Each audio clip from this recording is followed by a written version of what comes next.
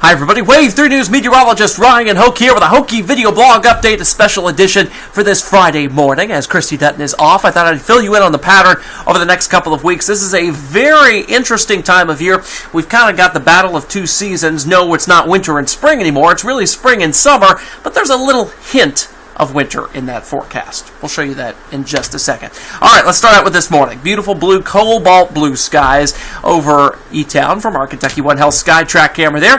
Temperature starting out in the 50s at this hour, and the clouds and showers from yesterday. You remember some of those downpours last night? I had to drive home in them. That was not fun. Interstates were tied up too. But you'll notice that's all to our east with the cold front and that system moving out that way. So we've got this westerly flow, a bit of a breeze this morning at 7 miles per hour. You saw up to the north a few of those showers and even snow showers in the Dakotas. That'll be on our plate for late tonight and most likely into very early Saturday morning. Here's how this plays out on Futurecast. We'll be in the mid-60s by midday. Take your lunch outside. It's going to be a beautiful afternoon.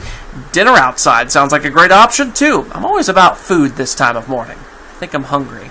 That's why you hear a lot of food references in my forecast in the mornings. Anywho, all right, so we've got the mid-70s this afternoon, plenty of sunshine. Here come the clouds by about 10, 11 o'clock tonight. They'll be in southern Indiana first. You'll see those showers. This will be a weakening system. In fact, there is a risk of severe weather well to our north and west this afternoon. This will be the decaying line of thunderstorms moving in.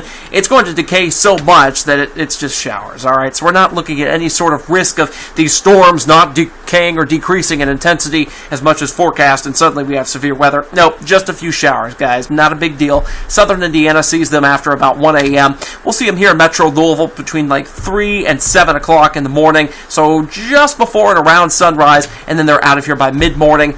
Here's the kicker, though.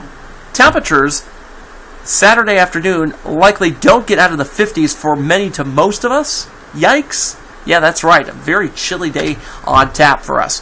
So, here's that weekend forecast. We talked about the 50s. We see 60 here in the city with the clouds overhead, and a lot of those clouds may not get out of here, and that's why we'll see a lot of 50s outside the city.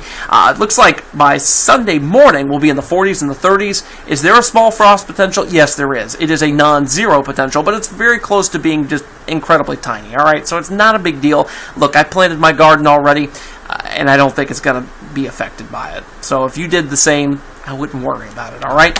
Sunny and 65 degrees as we head throughout Sunday, so that's an improvement there. By the way, we have several events going on across Wave Country today. The Flea-Off Market, that continues. In fact, that goes through the weekend. Today's the best day for it, obviously, because of the weather. It's from 4 to 10 p.m., temperatures in the 70s. That sold out My Morning Jacket show at the Iroquois Amphitheater. I always thought it was interesting that they put that show there at the Iroquois Amphitheater as opposed to a bigger venue like the Palace or the KFC Yum Center. It's a hometown band, but they've got several shows, and this one, of course, is sold out, and we'll see those temperatures in the 70s and eventually down to the lower 60s as we head throughout tonight. Take a jacket out there. You may need it.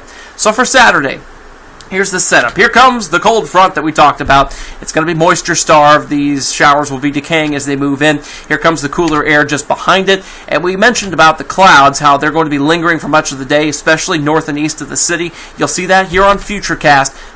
Cloudy areas in the 50s. Some areas to our south and west, maybe like Litchfield on down toward like Murray and Mayfield, Kentucky, will be in the 60s. The shower chances early Saturday peak around 5, 6 a.m., and then they blast out of here pretty early in the day. Probably about 9 a.m. All of us will be dry. All right, so that's Saturday.